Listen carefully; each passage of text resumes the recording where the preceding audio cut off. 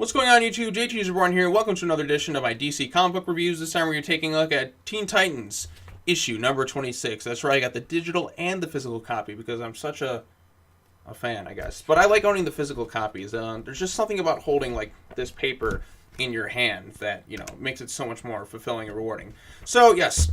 So Teen Titans 26. A couple of big things happen this issue. For one thing, we find out that, you know what? Let's go ahead and read the synopsis first. We'll start out kind of vague, and then we'll get into some spoilers. Because really with a comic book, because it's only like a couple of pages or so, you can't really talk about it without giving some, like, big spoilers away for the most part. I don't know, that's just the kind of vibe that I have. But anyways, let's read the summary. The Teen Titans plot the ultimate break-in at the Batcave, but Batman's secret identity is no joke, blah, blah, blah, blah, blah. Titans would need to work together to get past it without altering the Dark Knight himself. What is so important that Damian, that he had to betray his father, blah, blah, blah, blah, blah. More of this stuff about, family drama, Bat family drama. I mean, don't we have enough of it already? Isn't everything around this whole universe right now so depressing and, like, everybody's kind of against each other? Where's the joy? Where was this? I missed that vibe that I had early on when I began reading at the beginning of DC Rebirth. I feel like that's kind of lost right now, and it's basically turning back into the New 52 again. Which for some people they liked it, but a lot of people were put off by it because they're trying to change this universe into something it's not necessarily. Like, the Teen Titans has gotten really, really dark, especially compared to the previous run. But I will say this though, with this run, I'm a lot more intrigued. I'm a lot more intrigued by what's going to happen, because the previous one, like, yeah, they would do some things, some regression here and there, but it's safe. It's safe. This one's taking some risks, which I can give them kudos for. I definitely have to give them props for the risks that they're taking. But some of the decisions, I don't know. It's not. I'm not feeling Teen Titans right now. I'm feeling it's like kind of like a mini, like a Suicide Squad type book with the Teen Titans characters. I don't know. It feels kind of removed from what that is. Maybe it's because every issue has been a little bit like darker. I haven't had like that fun like teen vibe issue. Like, everything's a lot more serious compared to the previous ones. So yeah, let's go ahead and get into this issue. So basically with this one, Damian needs something in the Batcave or whatever at Wayne Manor, so he takes the whole team with him. Why he needed the whole team, I have no idea. We come to find it has something to do with a distraction, so he can get some other crucial, piece of information. But it makes me wonder why he didn't just do that on his own. Why does he have to bring the whole team with him? Or if he has to bring someone, why not just bring Red Arrow? Because she's the only one who knows of... We come to find out that she's the only one who knows of Damian's secret prison, and then she's the only one who was let in on the fact that Red Hood is a secret mentor, so he's getting intel from. So she is basically the co-leader of the team, as I kind of talked about earlier. And, she is the one that Damian relies on the most, because he sees a lot of himself in her. He just, he actually had like a crush on her. If you read back in, I don't know, what was it, issue like 13 or 14? It was called The Return of Kid Flash. It was that little arc. And, she was the first girl to, plant one on him. And he has respect for her. He sees her kind of as a, like, someone, he sees himself a bit in her, and I think she sees herself in him too. So the two of them could get along just fine. If any of the two members are, going to agree with each other, it's going to be those two, and you kind of see it throughout. And that's why I think too, when Jim was kind of flirting with Robin, she was getting a little bit jealous there. Definitely hinted at things to come, but we'll see what they do with that. I have no idea. It's, teen drama stuff. So, but anyway, so they all break into the Batcave, and there's the artwork, of course, is done by like Bernard Chang, and like that dude is fire right now. I'm really loving this stuff, especially this. When I see stuff like this, I really like it. I mean, any chance you can squeeze in the 1989 Batmobile, or even the Tumbler. Well, the Tumbler is not necessarily like my favorite Batmobile, but I absolutely love the Batman 89 Batmobile. I love that movie to death. Hands down my favorite comic book movie of all time. Absolutely amazing. I really love it. So yeah, so they sneak into the Batcave through some secret, woods path right here, and then they kind of get in through here. I'm sure there's some more stuff going on to get in, but basically they're in the Batcave. Robin's just like, guys, I got to do something. I need to get some secret information, blah, blah, blah, blah. You guys hack right here. And then so the whole team is there kind of exploring the cave a bit. Roundhouse is the one who's told, like, oh, you're an IQ genius. Get access to the Batman's files. Well, I go take care of something. So that's what he does. And then we come to find out he has to get something, some Wayne family stuff. He has probably one of my favorite parts of the issue right here is this great conversation he has with himself and Alfred.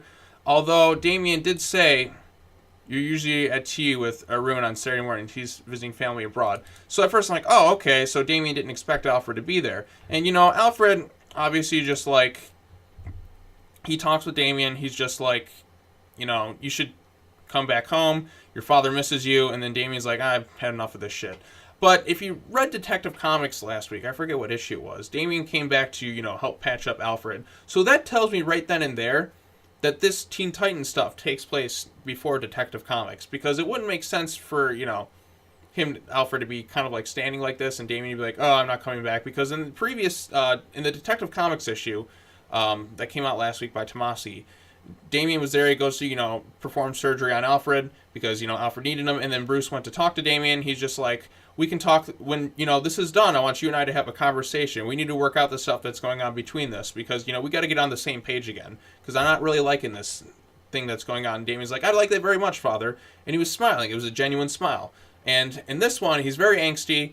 Go figure. Everyone in this book is it feels like so much angst in this book. Like the angst levels are over 9,000. And you got the secret prison thing and, the whole thing like that. So yes, we also come to the conclusion that Damian thinks that like Jason Todd betrayed him. I don't know how this happened. I don't know why it came to be, but for some reason at the start of this book, they're like, Red Hood betrayed us. How? What? When? Why? So, and then Alfred's basically trying to defend him. But why on earth is Jason Todd supposedly betraying them? I don't know. When did this happen? Can somebody explain to me? I was reading the other issues, didn't see anything or any build up to that whatsoever. I've been reading Red Hood and the Outlaws, or Red Hood and Red Hood Outlaw, and I haven't seen that book really pay attention to this one. But I don't know what's going on. Like, at what point did Jason Todd betray them? You'll see later on in the book that Red Arrow is talking with Damian, and then just like, oh, Damian comes to the conclusion that like, I always knew Red Hood was bad. We knew he's in cahoots with the other, and she's like, maybe he is the other. And then they're just like, we gotta stop this thing together. And I'm like, what point did they come to this conclusion? Because it's not brought up in the other issues. I would have liked it if they, explain why they came to this conclusion. Actually see them do some detective work, maybe a big revelation like, oh shoot, Red Hood's behind this. We gotta stop him. Or maybe I'm holding out hope. I'm not going to complain about it too much because we do have the annual coming out next week, and that's just going to be, the solicitations are out, so I guess spoilers. It's going to be Red Hood versus Robin because the Bat family has to fight each other. They can never just be on the same terms. There's always some sort of disagreements between them. They're always at each other's throats. Apparently, nowadays. I don't know. The Bat family is just a fucking mess right now in the comics.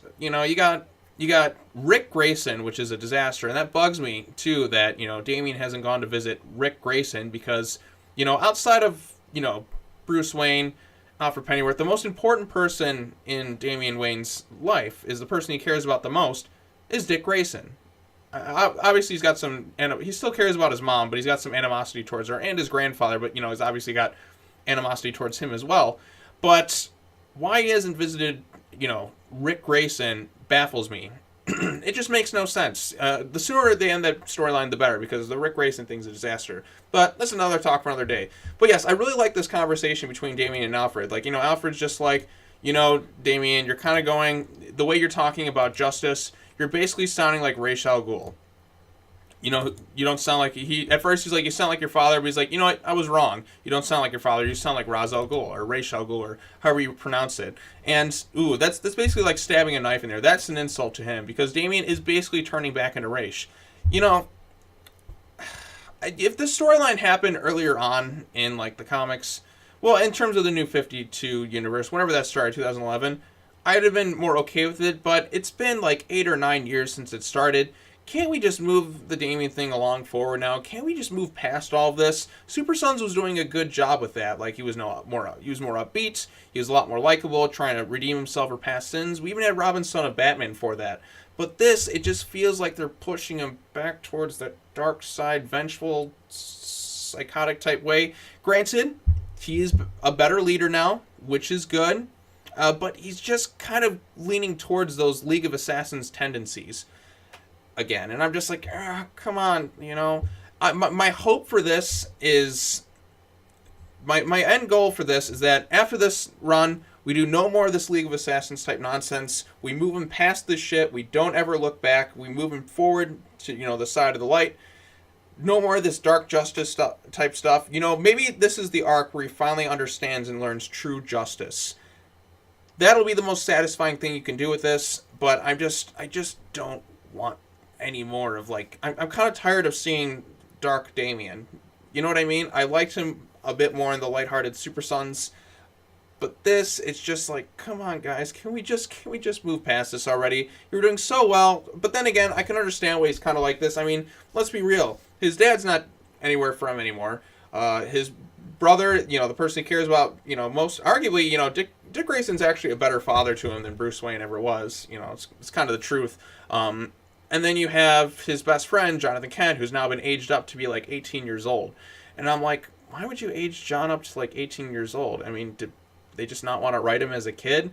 I don't know. I don't really like what's going on in the Superman books. It's such a step down from what Tomasi and Jurgens and them were doing that I just lose interest in it. But yeah, so anyways, Damian came to the conclusion that, Red Hood was, he has something on Red Hood. I do kind of like this moment where he goes to these panels. Although, one thing that kind of caught me off guard was this moment here where Jin kind of just briefly shows up right there. So, it makes me think about something. Was Jin impersonating Alfred? Because Damian did say earlier on that, oh, I thought you were with so-and-so T. He's like, oh, we had a family so-and-so thing, or whatever.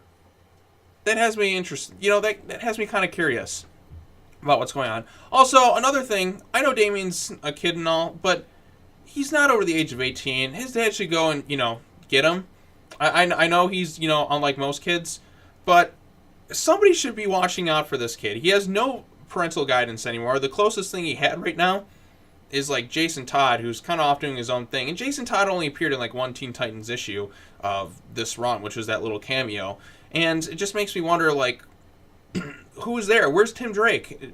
Send Tim Drake to go get Damian. I know they don't always agree eye to eye, but they got to work out their issues too. Or Stephanie Brown. Well, granted, this isn't pre-52, so I don't really know if they've really interacted too much New 52 era. But they did have a good relationship type deal in the pre-52. I kind of like some of those moments where he would just give her shit, and then she'd give him shit back. It was great. But anyways, I guess spoilers from this point on. Well, whatever. You guys have been watching long enough. You get the spoilers. But yeah, so perhaps this could be Jin impersonating Alfred. I'm not entirely sure. But it's all up in the air at this point. But yeah, so the Teen Titans, blah, blah, blah. They fight this fake Batman or whatever. And that's kind of that. Blah, blah, blah, blah, blah. Then we kind of get a closing thing where Damian's in the prison. He's got everyone chained up. And he's giving them their food and stuff. And then Red Arrow kind of saves him from getting shanked by Black Mask, who's still just as pissed off as ever. And then this is the first time we come to see that mission in the Batcave earlier, just a distraction. What were you really doing keeping me in the dark? It was a family business. Instead of freaking out completely about this, which, like most people do, she actually stops and understands what he's going through. He's like, hey, it was a family business ordeal. The information was good from Red Hood for the most part. He's like, until it wasn't. Deliberately kept in the dark. Explosives in the building were not set for Lady Bick. The other knew we were coming. And we kind of get this bit right here. I know, I've always known Red Hood's true nature. I just thought... And I kind of like this little subtle moment. They pause for a moment. And then she's there to kind of, comfort him in his time of need. Which I like. I think the relationship between these two is pretty good. They set it up earlier, a long time ago in the Teen Titans run. Back when Percy did it. And then they had, little teases in Green Arrow. And then they kind of disappeared for a while. And then she came back during the special. And you see these two are kind of always eye to eye. They always, worked cohesively well together because the two of them have had similar upbringings. Obviously their moms are kind of, are pretty villainous. Their father's so-and-so. They're basically her brother is Oliver Queen. His father is Bruce Wayne, rich billionaires. There's some similarities too in their upbringings and stuff. And, Damian kind of sees her, he sees a bit of himself in her and she sees a bit of herself in him. Per se. So these two work well together. I kind of want to see these two, team up a bit more often. And there's a reason he chose her. I'm pretty sure he still likes her and she kind of likes him from, the previous run, but they kind of dropped that Although they kind of hint that, maybe they didn't. I don't know what they're going to do with that. But yes, so obviously, like, they have a vendetta against the other, and Damian goes and gets whatever the hell this thing is. Let's go ahead and zoom that in. Or I guess I can't zoom it in. That's great. Yeah, I don't know what this is. What is this little box here? So you see, like, the bat symbol. You see... I don't know. I don't know what this thing is. It's not a gun. It's something... I don't know. We'll just have to wait and see what this is. But it does kind of confuse me. I've never seen this before. So next week, we're going to get the Teen Titans Annual #1. Hard to believe we're already on the first annual. I mean, this series has been going on since, like, 2016 already. Shit, is it, like... The Rebirth Teen Titans started in 2016. That's kind of crazy to think about. But yes, so let's go ahead and scroll back to the front right here. Well, yeah, so that's the issue. Main complaint about this one, why they came to the conclusion that it was Jason Todd behind everything. I would have liked to have seen that, built up a bit, actually see them kind of work on some detective work. Because in the previous issue, like, Jin and Crush were talking, and, Crush or whatever is just like, oh, Robin's off doing his thing talking with Red Arrow. They're trying to solve what's going on with the other. I'm like, okay, that would have been cool to see them do some detective work. It's like, no, not really. Oh, that's unfortunate. Well, how about this issue? No, the Red Hood is just kind of the bad guy. When did this happen? You know what I mean? That's a big gripe of mine. Other gripes, not really. Nothing too serious. I mean, the stuff with them in the Batcave, that the other Teen Titans are kind of just pushed to the side. I am curious about what's going on with Jin's character, why she's just kind of mysteriously lurking all over the place. I feel like something really big is going to happen very soon. I know they're going to have that Deathstroke crossover, which I'm like, oh, Deathstroke crossover. The last time they crossed over with Deathstroke was that Lazarus contract storyline, and that didn't necessarily write Damian in the best way. And I know one of the writers on that is writing on this one, who also did that, Deathstroke versus Batman storyline, which was like, Christopher Priest, who, I actually like the Deathstroke run for the most part, except that Batman storyline. I felt like that one, it could have just been, the whole thing could have been wrapped up if you had just done a simple conversation right then and there. But no, Deathstroke was just kind of being a dick, and we dragged that storyline out for 6 months, and it's just like, oh, you're the father, or I'm the father. It's just one of those things that I didn't really care for. I'm glad it's done. I don't really see why we needed an episode of Mari and Deathstroke. In fact, they made a Mari joke, which I did kind of chuckle a bit. But, I don't know. I'm kind of nervous about that crossover, because I read some of the solicitations, and I'm just like, oh, come on, man. You always have to be like, oh, but Deathstroke's influence is going to make him evil. And I'm like, oh. But then again, solicitations are often misleading for the most part. I know there's some solicitations that are completely wrong, that don't even have anything to do with the issue. Like, there was that... like the first appearance with Emiko in the Teen Titans books. Like, they just said, Green Arrow demands that so-and-so appears. And I'm like, it's not even in the book. So, things change. We'll see what happens. Kind of curious. But next week's issue, that's the one I'm most looking forward to, is the annual. The cover has been shown. It's, Damian's got a sword and he's just like, I trusted you, Red Hood. Now I'm going to kill you. I'm like, Jesus. But, the solicitations kind of already spoiled what happens. So, maybe I shouldn't read the solicitations. I don't know. We'll see. But yes. Teen Titans issue 26. It's not as good as issue 25. It's not as good as 24. It's kind of one of the weaker ones of this run. I wasn't really feeling this one for the most part. Like I said, some things just kind of just happen out of nowhere. I would have liked a little bit of build-up, actual lead into the conclusions instead of just jumping right to, like, Red Hood's bad. What? That's a big gripe of mine. But they could explain that in the Teen Titans Annual, which comes out next week. So at least I don't have to wait a month just, collectively thinking about what's going on with that. So, yeah, that's the gist of it all. Go ahead and post your comments below. The artwork is nice as usual. Bernard Chang is great. Yeah, so I guess that's that. This review is kind of all over the place. It's not one of my best words. Sometimes I can collectively I can collect my thoughts better some days, and then other days I'm just kind of just like out of it. Like, for instance, it's after 8 o'clock at night. I had a long day at work. I'm kind of tired, but I want to get this review out while I had the chance to record. But yes, Teen Titans issue 26. It's not as good as issue 25. I can't recall if it's better than some of the other ones, but it definitely feels like one of the weaker ones of this run. But maybe it's the calm before the storm with the annual. We get some more answers. Usually annuals are a lot longer. They're about like 40 to 50 pages. So I'm very excited for the annual next week. That's what I'm most looking forward to in terms of, you know, the comics this month.